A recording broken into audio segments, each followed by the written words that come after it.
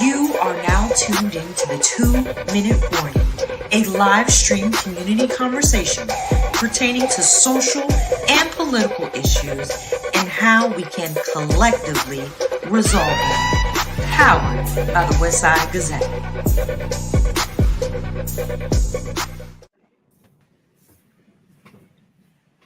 Yes, sir. I guess we all bobbing our heads back and forth. What's up, man? What's going on? How's everybody doing? Hey, the gang's all here. Yes, the gang is here. It's been a minute. Yes, it has been. It has been. It's been a minute. It's been a minute. Get together. But that has not stopped things from happening. Things right? happen by a long shot. Yeah. We on and popping. So come on, Perry, do your thing, man. I thought you was doing the lead in, man. You won't? No, man. I can't. I'll come in after you. I like when you do it. Mm-hmm. Good evening and welcome to the 2-Minute Warning. The 2-Minute Warning is powered by the Westside Gazette newspaper, Broward County's oldest African-American family-owned newspaper that's been serving the South Florida community and Florida at large since 1971. And joining me at the table this evening is my good friend, the esteemed publisher of the Westside Gazette, Mr. Bobby Henry, and my dear friend who's always on the front line, Miss Sandra Sherford. How are you doing this evening? I mean, we gotta say we good, right? Yeah. We gotta say we have to. We have to. We have to. Give God the glory. Yeah. There you go, and that's for real. Yeah. And Perry, I ask you to do that because it's always enlightening and uplifting when people make you feel good. Mm-hmm. And Sandra, I'm gonna go a little further. You have never denied us when we call. Whatever it is, you're willing to go, and that means a lot in this day and age. Mm-hmm. When I know I can count on Perry and you and some other folks, that means a hell of a lot. It's kind of hard to tell what's happening nowadays, who we can count on. Right. Who's in the and may process. I add, and may I add, not just answer, but you answer with quality content and information that helps us move forward. And in this day and time, I'm more concerned about the latter than just who's going to answer the call. Mm-hmm. Yes, sir. Yeah, I appreciate that. You come with something. You come with something. And as we get ready to delve into the conversation tonight, the cost of silence when leaders choose to shut down over service. We're gonna deal with that. But Perry, what's going on? What's give me a little bit of snippet of what's happening on your part. Well, man, I don't think we've had a show since we've moved to Goodyear. I'm in Goodyear, and maybe we did. I'm in Goodyear, Arizona now, which is west of Phoenix. And one of the interesting things about where we are is, man, we were 15 to maybe 20 minutes away from where they had the Charlie Kirk Memorial. And man, that was just I didn't go to the memorial, but just seeing the activity in the city preceding, during, and prior was something to see, because that was quite an event. Mm-hmm. I know Sandra and I we kind of wrestled back and forth with that subject.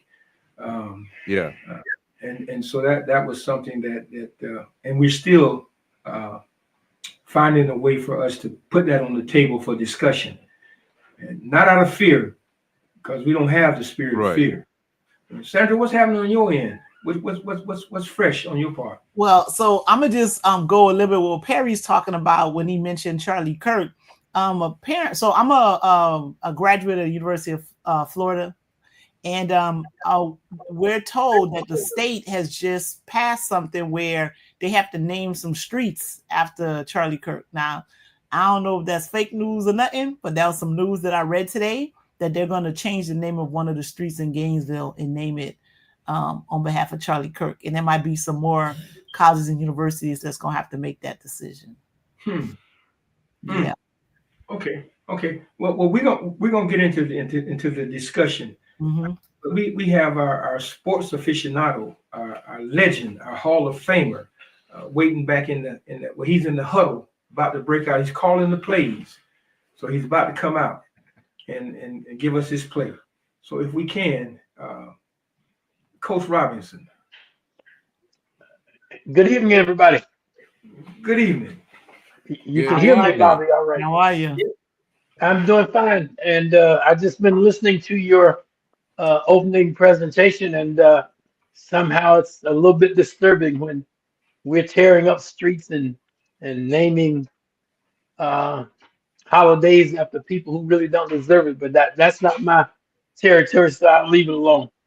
I do want to talk about, however, what's happening in HBCU football, specifically the FCS, and even more specifically, the top game of the week that's coming up between Jackson State and Alabama State. Both teams have 4-1 records through week 6, and they are outstanding. Alabama State just came off of a great victory, and so did Jackson State over Alabama A&M.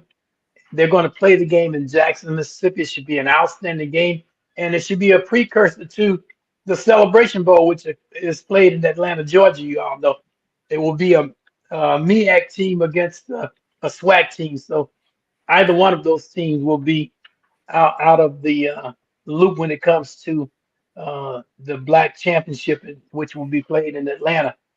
The team that I think is a sleeper from the MEAC will be South Carolina State. They've got an outstanding coach, and they played some really tough teams like South Carolina, which is an SEC school, and they played them well.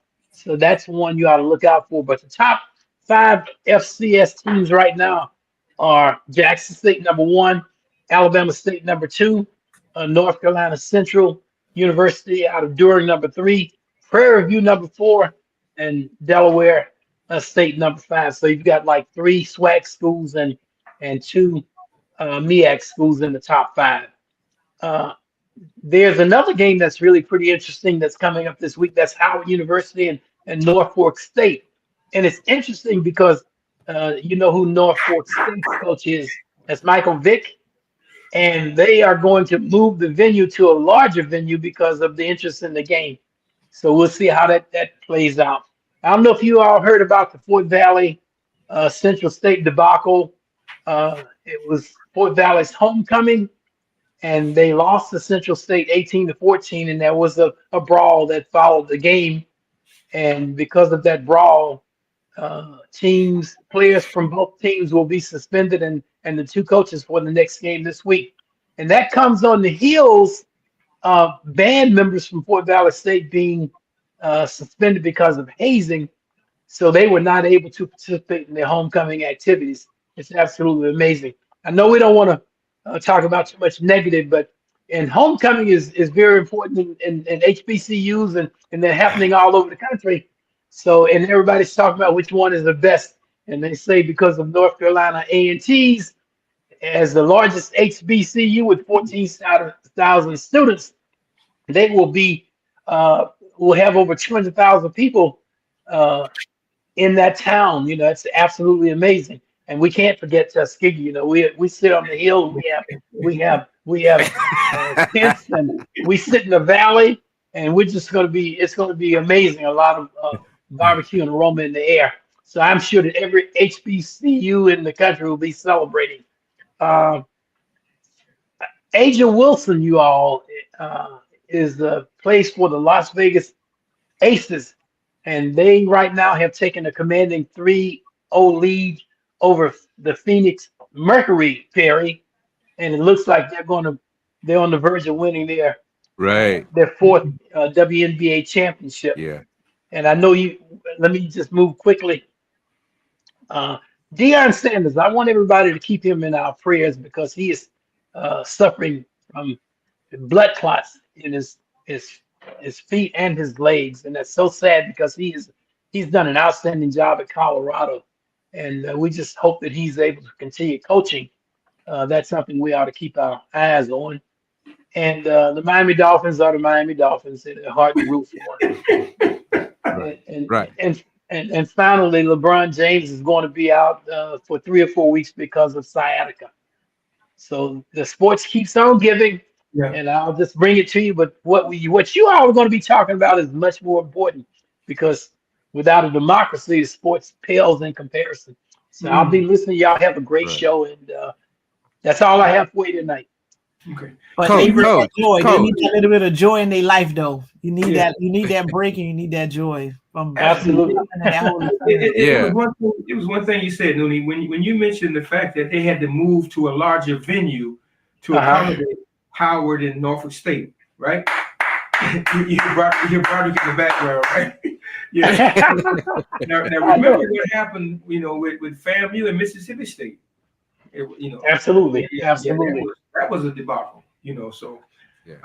Yeah. Coach, though, before you go, can you tell me before you go, can you tell us once again who is the number 4 rated college? What was that? What was number 4? Yeah, what was number 4? Prairie View, right? Prairie View. Yeah, that was so nice. Look, that was so nice. I had to hear it twice. Yeah. All right. Because awesome. no, and I say that because people don't remember Prairie View has held the record for the longest losing streak in college football history. Yeah, they lost, I think, 80. Right. No, and I'm bragging because here we are, years after losing 80 in a row. We number 4. Ooh. Talk about a turnaround. Yeah. That's right. It's a beautiful school, beautiful campus, and we love all our HBCUs. Yes, we do.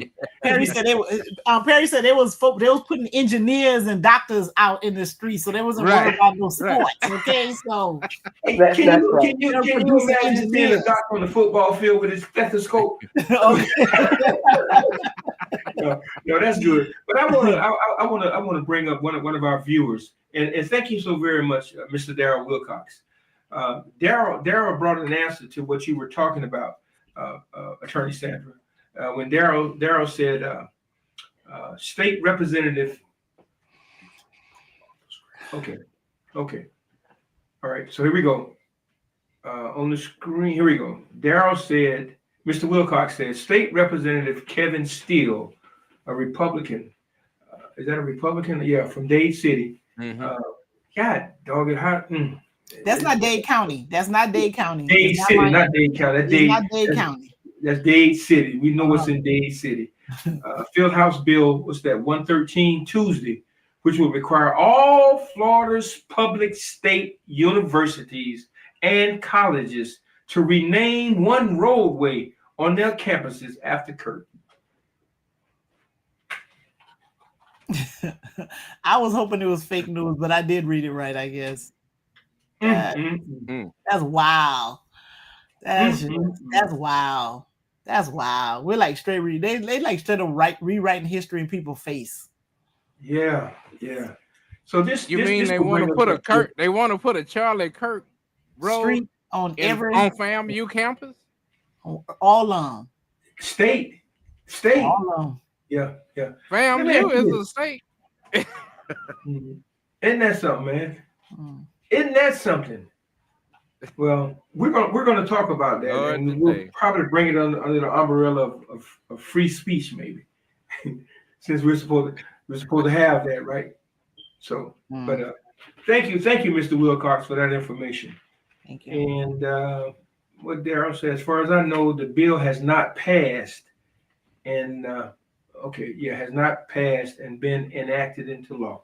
Okay, well, but I do have to say from the article that I read, UF they kind of picked the street. They were already talking about what street is going to get renamed. So I think some places are going to move forward on that.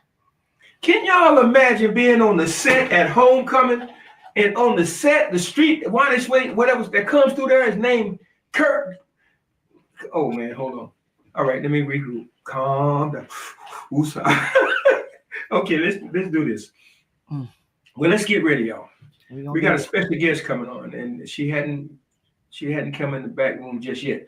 But while she's coming, good evening, family, and welcome to another edition of our 2-minute warning with our host, Sandra, Perry, and me, Bobby, where we believe that truth-telling is not just a duty, it's a divine calling.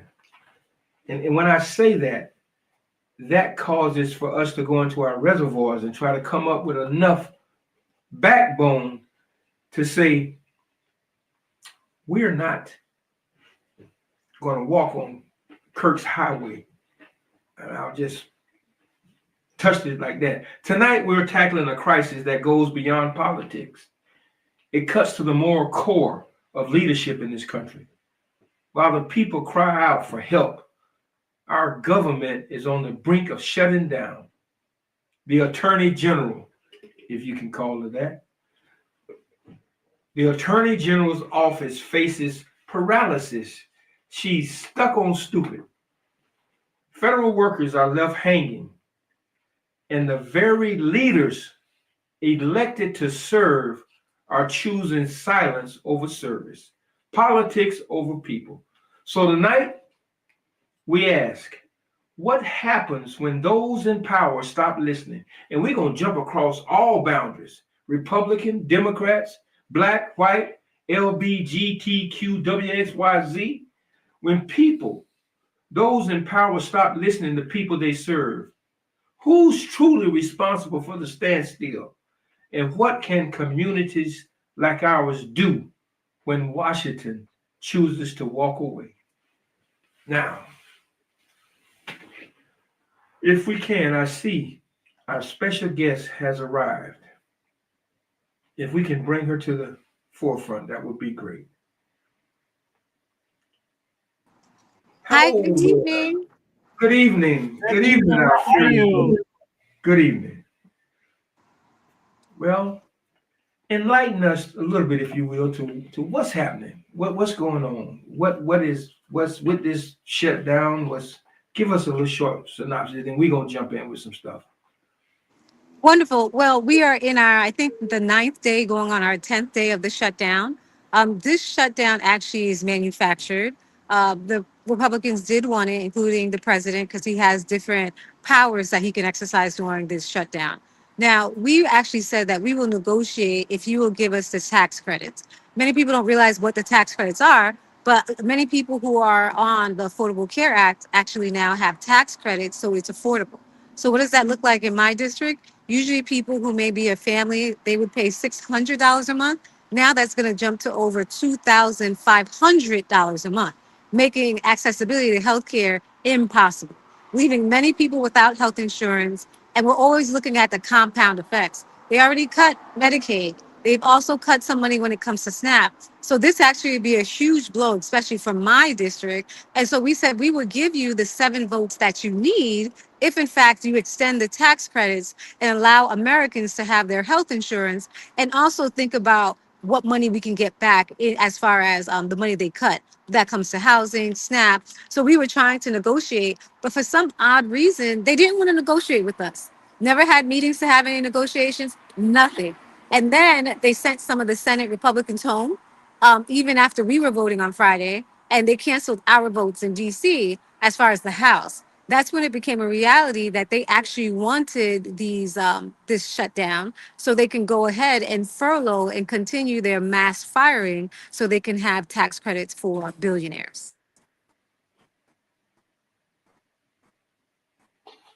So how do they sell this to their constituents? How do they sell what they're doing to make people continue to be in support of what's happening?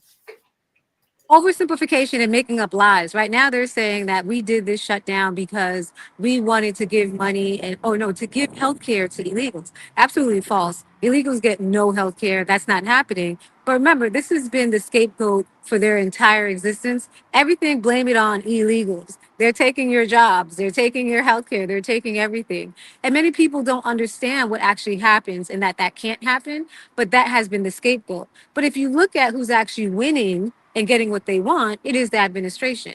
The administration has been cutting funding for things that they say don't meet their goals. And when we took a close look at it, it's cancer prevention, cancer research, any kind of pipeline for jobs, HBCU funding, anything that has to do with dementia, science, research, the continuation of the programs they have been trying to cut anyhow so they can have the tax breaks. So this was just an extension and a final ditch effort so they can recoup money that they need. Now, how did we get here? We got here because they already planned on cutting a lot of these programs and getting this money. But where they failed and they didn't anticipate that we would win so many of our lawsuits, or we would be able to hold them up from recouping that money from massive firings or the money they took out of even different programs, national programs. So we have been successful on that front. And so that's why now they had to push this shutdown so they can get the money from there. Mhm. Congresswoman, okay, let's do an accountability check. Who are the key decision makers?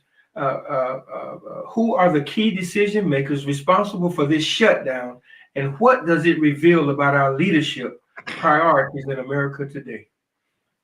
So the Republicans have the House, they have the Senate, and they have the presidency. They passed several bills without us, and they cheer when they pass it. The big ugly bill, a budget. They've done this before without us. So they, in fact, could have controlled this. But like I said, it's pretextual when they say, "Oh, the Democrats did it." They want this. At this point, the Republican senators have been getting so much heat about the shutdown that they actually want to come out of it next week on the 18th. But the White House has said they actually like it. They enjoy saying that it's the Democrats who are doing it. They have more on their agenda that they want to cut, more people they want to fire. So right now, the Republican Senate and the Republican White House is wrestling with themselves as far as how long this is going to last. Mhm, mhm.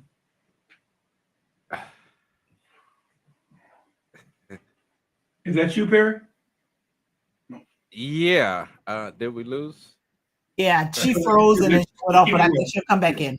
Just keep it going. Yeah. Mhm. Yeah. Yeah.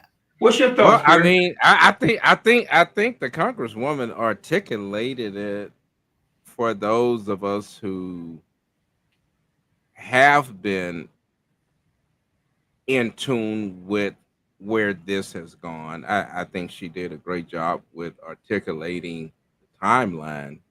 But I think the people are still wanting more substantive answers. Mhm.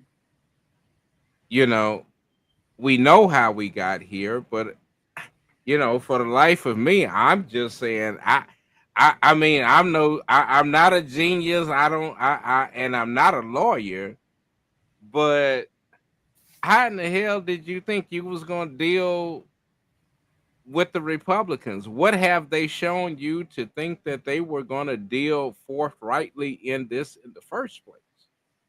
Mhm. Okay, before you go any further with that question, I just got a message from the Congresswoman.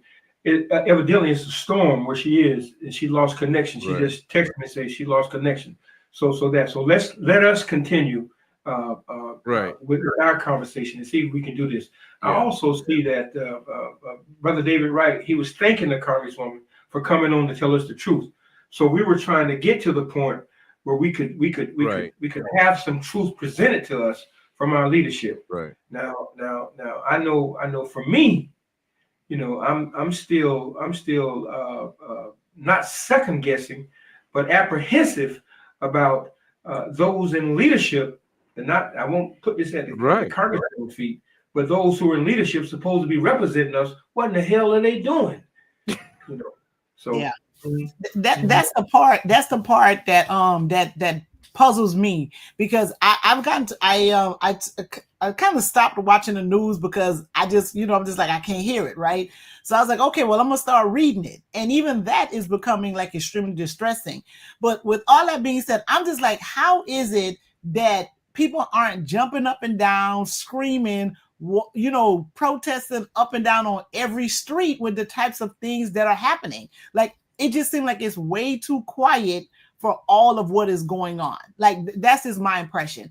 Even like, with leaders, the elected officials, they should be making noise every day, organizing their folks, telling their people to say, listen, you make this stop, because it's going to, I'm in a space where, because I do immigration work, and that's considered essential. Those folks are going to work every day, and they don't know when they're going to get paid, because they can't get paid until this is all over with, but they go to work every day, showing up every day, going to work. So I'm seeing what's happening, and I'm just like, how y'all not out here making way more noise? I mean, like, I can't even say way more noise, because they ain't making no noise. I'm like, how are we so, like you said, silent with all of this madness that's happening? Mm-hmm. And Sandra, you, I, and Perry, we've had our sidebar conversations, right? And Lord knows we want some answers. Perry, you were discussing with me off the air about what really was transpiring with our leadership, and so you mind relaying that to the audience? Well, I one of the things, and for the audience, I am a native Texan, and so I've kept up with the happenings that was going on with the Texas state legislature, with them breaking quorum, the whole idea of uh, Republicans now, forcing a redistricting effort. And, for me, it was, I can sense people, the reason why some people will say, I raise their hands and say, I'm through with this, because it doesn't make sense. Because you have leaders doing what I would say some herky jerky or just straight up senseless performative BS. Because you had legislatures to leave and make a positive stance. And as soon as California began to flex, or at least identify in some public forum that they were willing to flex their muscles, then the voters of Texas saw their leaders acquiesce and say, okay, well, we're going to come back, and now redistricting has happened. And not only that, hold on, but not only that, for those state representatives that left, they came back, and many of them signed a document acknowledging that they will now have surveillance. They will now have what, Perry?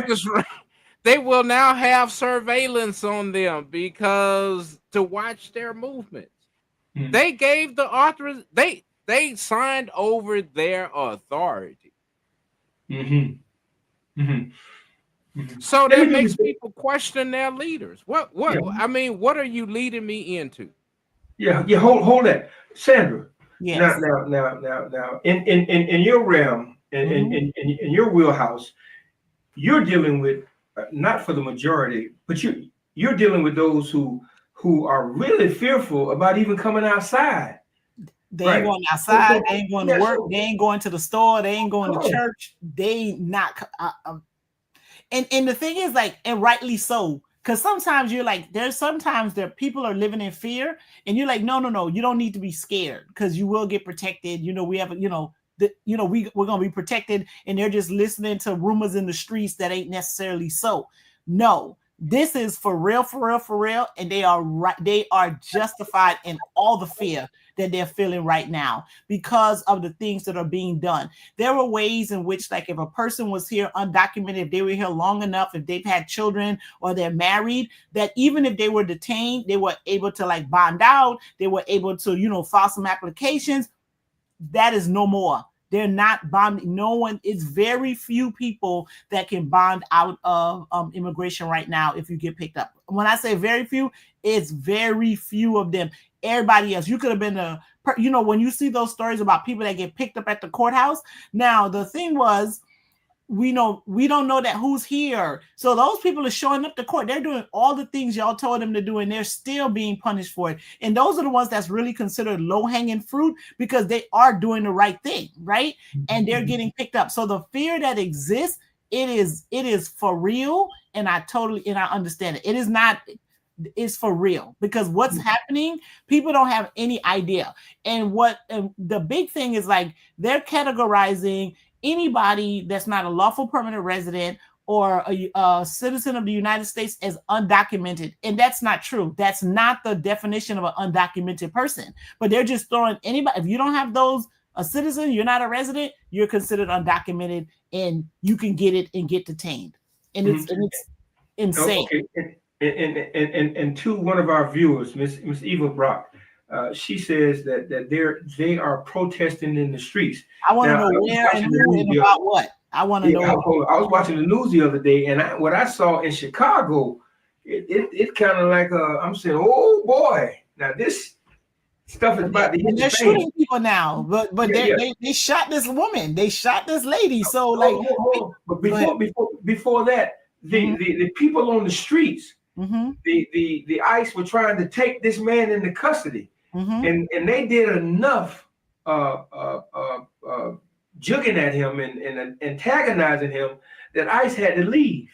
Yeah, they did that in New York a few months back. So yeah, there is some of that, and there are small pockets of community. But the people that truly have the power to stop this, right? You know, all those allies, right? It's like, where are the allies? Because they're the ones that really can make this change, right? Because they're related to a lot of the people that's making these decisions that's screwing up everybody's life. So where are they?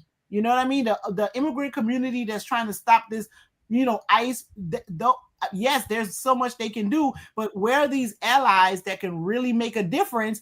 Go talk to your daddy, go talk to your uncle, go talk to your cousin, go talk to your mama. You need to go talk to these people and tell them that this is inhumane, what's going on. And that's where the conversation really needs to be. Mm-hmm. And you bring up a good point, the moral crisis. This silence, this damn crickets that we're hearing. And you know, so what does that tell us as a people? I mean, we're not hearing. Oh, okay, college. You let me stop and see if I can enunciate this right. We're not hearing adequately from our leaders. I mean, those who we thought would be speaking up. I mean, God bless Jasmine. God bless Dottie Joseph from here and Shepherdess McCormick. Those who we know that are speaking up. Where are the rest? So you just called a whole bunch of black women names. Black women have always been stepping up, right? We've been the 92%. We ain't the problem. Ain't the problem. Never been the problem. We're always trying to come up with a solution, but clearly we can't do it ourselves, right? So you just called out a whole bunch of sisters that's putting in the work and doing what needs to be done, and that has always been the case. And I'm not saying that there aren't black men out there doing the work either, but the difference makers, those allies who always want black folks to go in the front line and stand up and fight for their causes, where y'all at? You know, like, where are you? And Sandra, you know, that brings up a whole nother conversation. Perry, you and I were discussing some things before we came on the air tonight about the backroom deals and setting up, being used and set up to take out those. So Perry, let me hear your thoughts on that, about these backroom deals to coincide with what Sandra is saying in terms of where are they?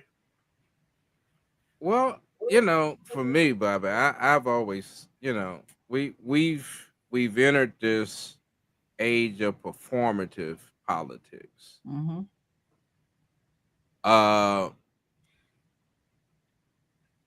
Is that in line? And where no, my thing is where it hurts us is that we never really had a firm foundation of establishing a political machine. We've had pockets of it, but when you look at that, that was based on more of a communal,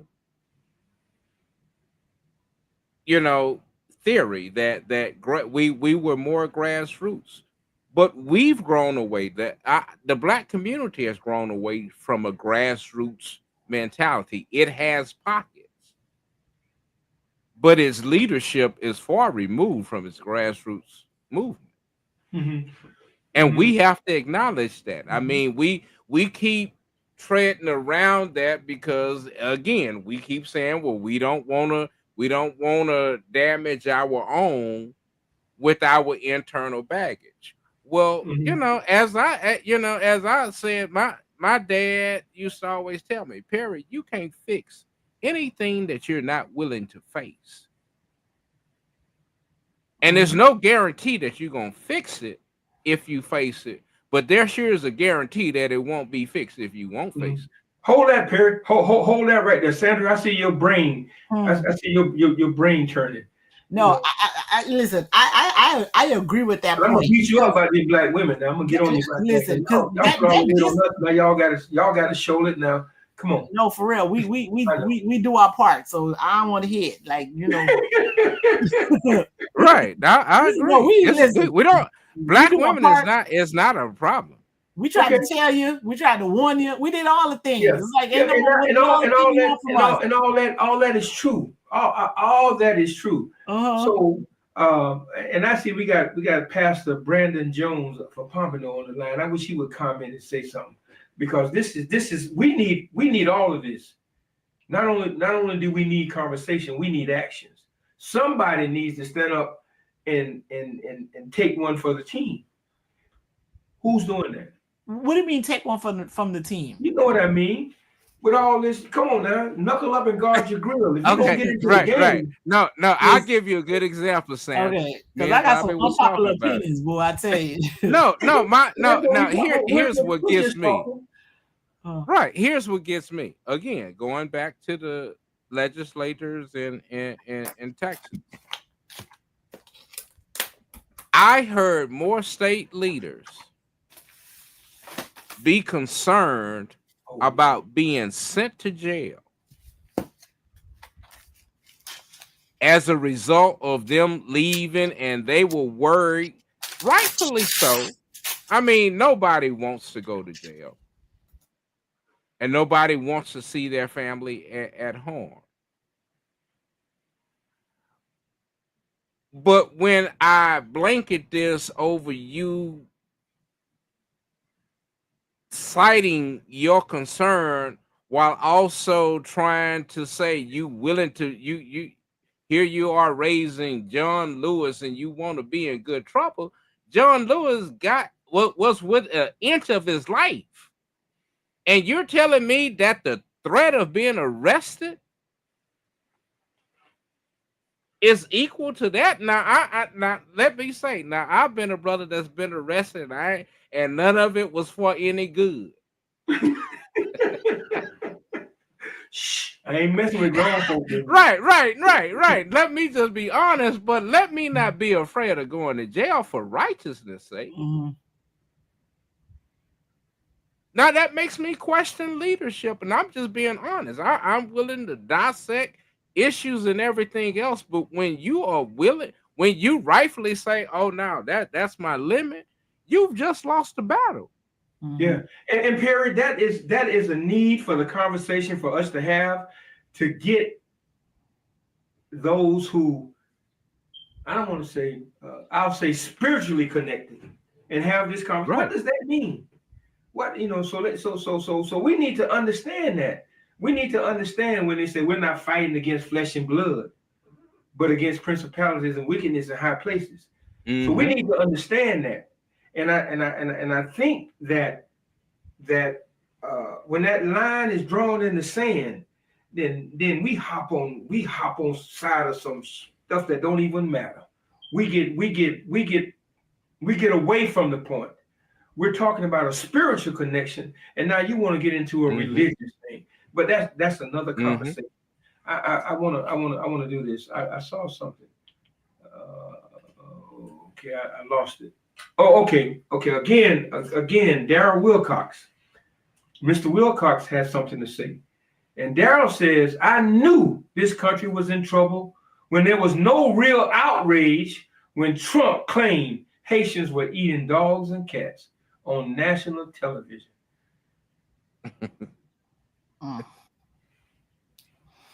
Listen, so I'm Haitian. And I grew up hearing that all my life. Well, not all, I mean, because we were here in the 80s. If anybody was in South Florida in the 80s, particularly in Miami, that was the whole thing. There's like, that's why there ain't no cats in the neighborhoods where a whole bunch of Haitians live, because they eat them. And I'm like, I ain't never ate a cat in my life. We never had no cat. I was just like, what are these people talking about? You know what I'm saying? So I used to hear that and I was so confused. I was like, what? We don't even have pets, so how we eat them? You know what I mean? Like it was crazy, but this is something that we heard like growing up in South Florida.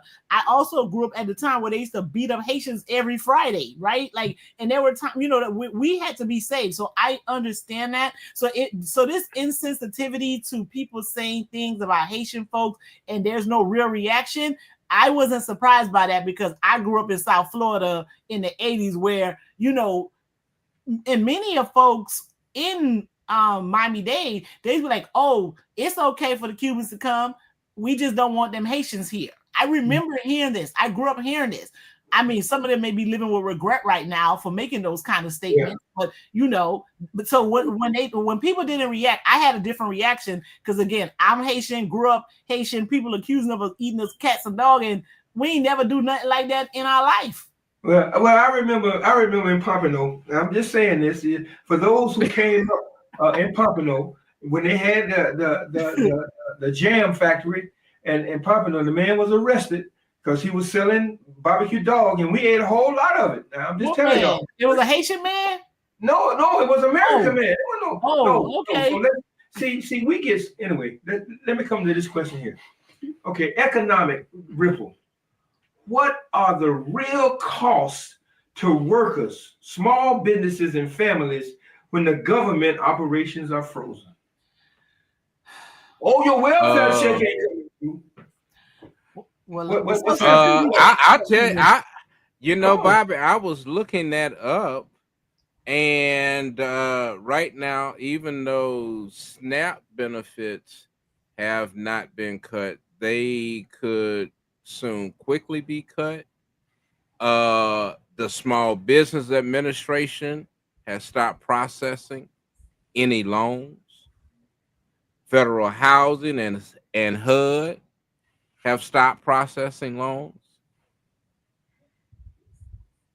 So yeah, that affects us at our core. I mean, what that mean for mom and them, parents? What mean for mom and them? We they don't stop. So my Section 8, I ain't even on the list no more. Come on. Listen. Okay, let's be real. Mama and them is good. It's the young people that ain't okay, because mama and them is always they were the ones that was making $1 out of 15 cents, right? The same young people who they don't vote. The same young people. They're the ones that's catching it, because mama good. She already knew, because she ain't need no clothes. She ain't need no overpriced shoes. They ain't buying no new cars every 2, 3, 4 years. The old people fine. It's them young folks who think this don't matter, the one that's going to be catching all of it, right? Because, you know. Let's go to another one. No, but I wanted to make a point on something that Perry talked about when he was talking about this whole performative stuff. You know, it is. I mean, I know people like Senator Booker and Hakeem Jeffries and how they broke the record of all this talk that they were doing for the 24 hours and the 48 hours or whatever that nonsense was. That's part of the performative stuff, right? So I know I guess I'm wrong for talking about a black person in public, but that was like, bruh, you should have been using that time to convince 3 white people to vote against this big, beautiful bill instead of standing out there running your mouth for 40 hours or whatever the record was. That was absolutely useless, because what happened when you shut up? They went and did the things that you were spending all that time talking about. That was an absolute waste of effort, energy, time, and all of that. And people giving them props because they were out here breaking records. Breaking records to do what? Who did that benefit? Absolutely nobody, right? Absolutely nobody. So that's the kind of performative stuff. And when you talked about Texas, Perry, the most disturbing part of that, the Texas thing, is when it was that only that sister was sitting in that room by herself, right? Like people was calling her a hero. I'm like, no, yeah, that's good what you saw, but what we should have really been talking about was like where everybody else at. It was nobody else in that room with her. That's the real conversation. Not about her being strong enough to say, I'm not signing this. It's like the real conversation like, yo, who these people that weren't here? And some of them, you might like them, but they may not need to be reelected because that woman should not have been in that room all by herself under no circumstance, right? And but my thing is, why did we not ask the ones who signed? Why would you sign? That's the conversation. Why y'all did that? Why y'all not there? That people talking about her. No, talk about them other people that didn't show up. And y'all need to revisit them. Let's go back to what I said about, somebody got to take it. Somebody got to take one for the team. When we pass it, when we continue to pass the buck, when we continue to pass it, ain't nobody gonna bump for nobody because it's going to the back of the line. Mm-hmm. Whoever's up front, we are the ones. Like we are the ones that's supposed to do what you say, Sandra. We're the ones, the Hakeems and the Bookers. We're the ones. Now I'm gonna say something. Now don't take this out of context. When Joe Bullitt made that mistake about Alabama and when he made that mistake and made an Ozempic commercial, when people speak for long times, they need some protection too. So was that a commercial? I'm just saying. We just having a conversation. But Bobby, and I love you. You came here. My son interviewed you. I love you. Let me say, so I teach sometimes, right? And I have to teach on bullying every now and then. And I'm like, problem is, it's not enough bullying, right? Like, people are just way too sensitive. Like, okay, was that something the man shouldn't have said? And so what? Like, why is all like? I'm serious. Like, not suspended for 2 days, paying fines, everybody in their feelings. Come on now. Right, and here people are too sensitive. We're talking about grown men, so we can do grown men. We can take them to the shed. Yeah. Hold on. And I'm willing to give and I'm willing to give Joe some grace because there's no better show on a Sunday afternoon than Joe between 1 and 3. So, but Joe will take you from Walter Hawkins to Al Green to to the block. But to my point though on that though, seriously though, is that we made more of a stink about that stink out of that than anything DeSantis has done in the last, and the Republicans have done from the state legislature. I mean, just even in the sense of how quiet we got over the issue of the president. There was some stink about the whole issue with the president, but hey, folk was making more of a national issue over Joe Bullitt than the insider trading that was happening to now. Now you got a president who is now selling prescription medication. And invested in Florida Republicans and how Florida Republicans see FAMU. Okay. Let's do this. Okay, for our viewers and Wesley Boyd, man, you did wrong. It wasn't no Chinese selling that dog and pumping. You did wrong. Janice Hayes. Let's see what Janice says. Whether it's black women or black men, younger or older black folk, our lack of cohesiveness, lack of unity, and lack of influence is because we can't agree on what issues we should be fighting for. That's one point. I want to jump. We can deal with that one too. But I want to jump over here to Mr. Wilcox. Mr. Wilcox says, with respect to mass deportation, the shutdown and Trump expose that word exponentiality, expanding the power of the president. Black people are hunkering down and laying low. 85% of you Black people voted for Kamala Harris. Where you want to jump in at? You want to jump on Ms. Hayes' question? Right, so I'm gonna jump on Ms. Hayes a little bit because I ain't blaming Black people for none of this. I don't care about our elected cohesiveness, all that talk. This is not on us. Listen, this right here is not on us, and I don't want us taking no responsibility for none of it. Right now, maybe we have some issues about agreeing on what to fight about. This right here is not on us, and I'm not finna tolerate none of that. 2016 when he won wasn't on us. This is not on us, and we need to stop blaming ourselves for like the mess we're in, because this absolutely is not on Black folks. And even for if it was 12% of Black men, whatever the number was of them, this is not on us. Go talk to those white women, go talk to those white dudes. This is not on us, and I don't want us taking no responsibility for the hell that we're living in right now, because this is not on us. This is not on us. And we can do what we can do our part, but it really ain't for us to fix it. This is not for us to fix. Those folks need to go talk to their relatives and tell them to get it together. Seriously, this is not on us. I ain't letting us take this blame. All right, yeah. Sandra, I can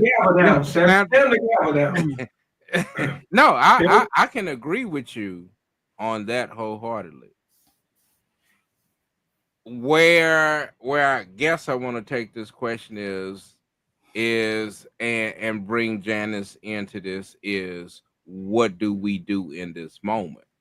Because this is not our issue, I agree.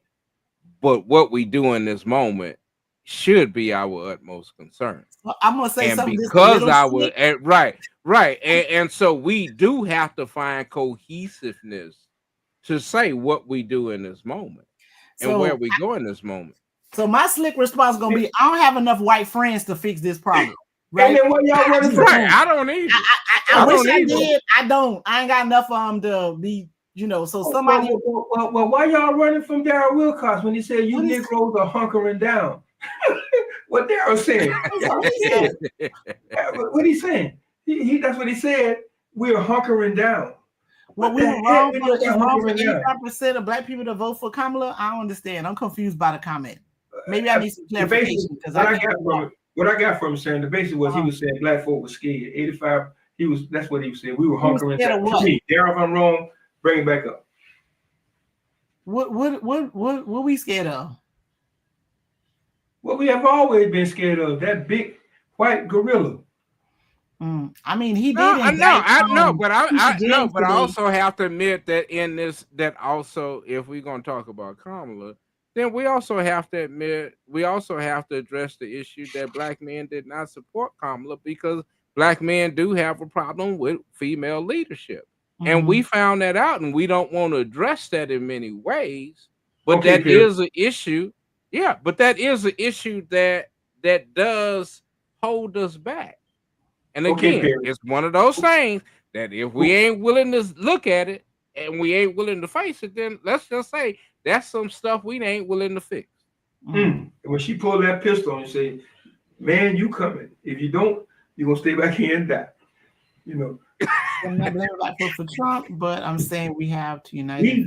We have some stuff to do, but I mean, all y'all with a whole bunch of white friends, please tell them, go talk to their relatives. Okay. Janice was saying, and Janice was saying, she said, I'm not blaming Black folk for Trump, but I'm saying we have to unite and fight for ourselves. Ain't nobody coming to save us unless we unite and we can turn things around. So that's what she and we all agree that. And saving ourselves is gonna be outside of government. Right, like that ain't gonna be about us electing folks, and all that. I mean, we need to participate in the process, but if we're really gonna be saving ourselves, to me, we're doing that absent government. Okay, and Daryl came back to correct or make us understand what he was saying. I'm not saying blacks are just sitting back. No, I'm saying blacks are just sitting back and saying we tried to tell y'all. And that's facts.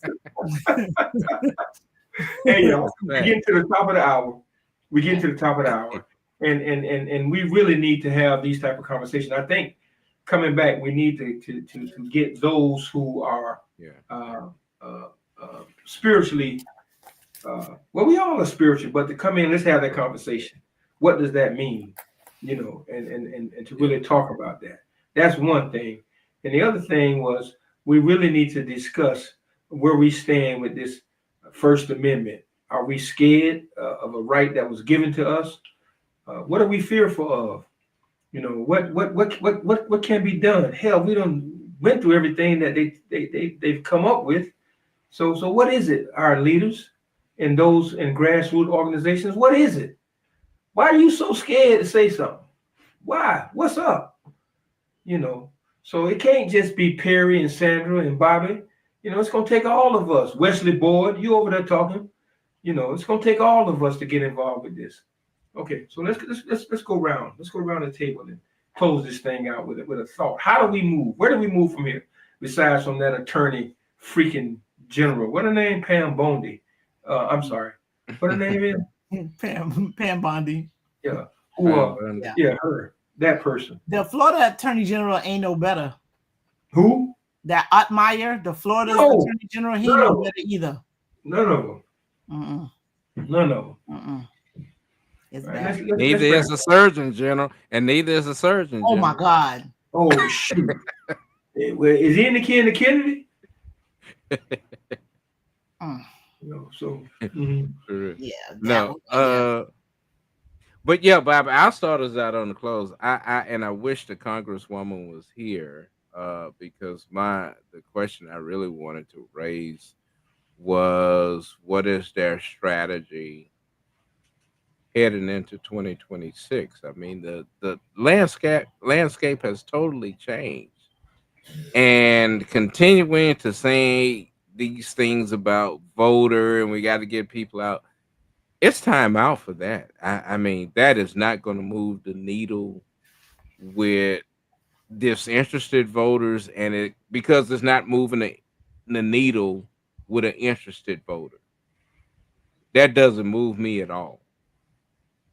And if you guys have not brought in strategy, then we really have to do as I've always said. A weak Republican Party, all it does is make a weak Democratic Party, because it doesn't take much to vote for somebody when the other person is someone that you're not even interested in.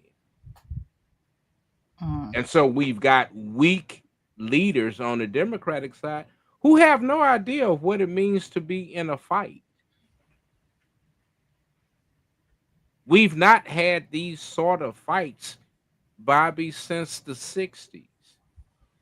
And we've got young leaders who want to quote and give dates and recite history, but are ill-equipped to relive this history. And so those of us who are elders, or we've got to reposition ourselves, because this is not our fight either. And we need to get out of the way, the gatekeepers, the not gonna call names, but for us to continue to have leaders who've served diligently and decide to die in office does not do our community any justice. It keeps us in further turmoil because we don't have any discipline.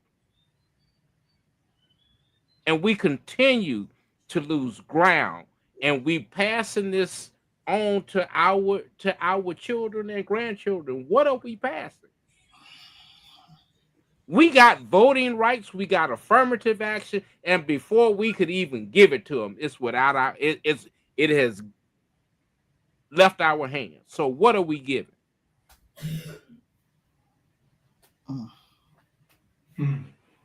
And I think that that's something that we need to come together on before we continue all of this.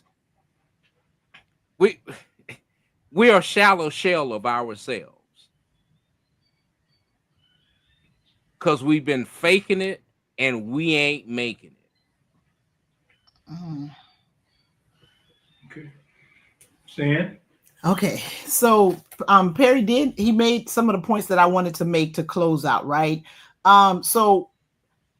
When he talked about, people dying in office without, letting folks know who really should be up next, that's a problem because we have folks that's just been there too long and they just way too old to still be in office, right?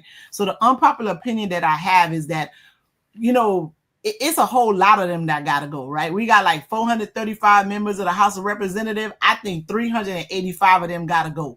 It might be 50 of them that might be half decent. And that number, that includes some Democrats too, that they're not serving the purpose of what it is that people need, that they're there. And we have to be willing to just go ahead and be like, you know what? It's time for y'all to go. You're not effective. And, I know they talk about small steps and all of this kind of stuff. No, this is time for like bold movement.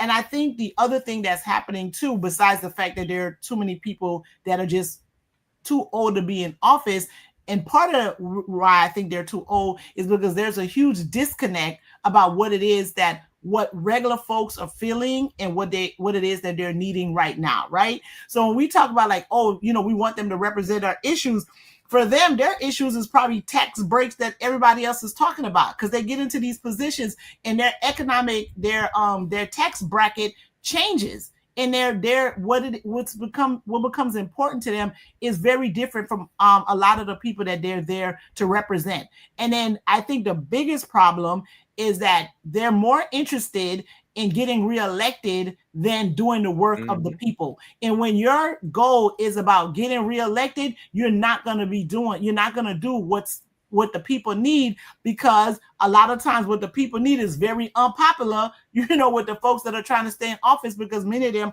are concerned about their own livelihood, right? So we have that problem, and we have to be willing to, I think the biggest thing is that we should be willing to support folks that's running against somebody that's already in the position. Because from what we're seeing with this group of folks that got elected in 2024, and them not doing hardly any of the things that I think need to be done, we need to be okay with saying, okay, you can't go back, because this was the time where you really should have been fighting, and I have not seen enough of that fight for a whole bunch of folks to get reelected. We need to be okay with them not being able to go back and take a chance on some of these younger folks that's willing to put out the work, or they still got that fight in them, because it's going to take some drastic type of work and opinions and thoughts for us to kind of get back to a place where people cannot be so scared to just walk out the door every day. Okay. Very good. Well, thank you so very much for tonight. And Mr. Wilcox, I hope Perry had a chance to read your last comment. And I'll bring it up, and then I'm going to give a closing. Brother Perry, the dismantling of affirmative action and voting rights act are due to unfavorable court decisions. We may need new and innovative ideas to overcome those losses. Great. And that's good. Now, I'm just going to put this out here, and I want y'all just to marinate on this for a minute. As we were talking, I heard dying come into play a couple of times, death and dying.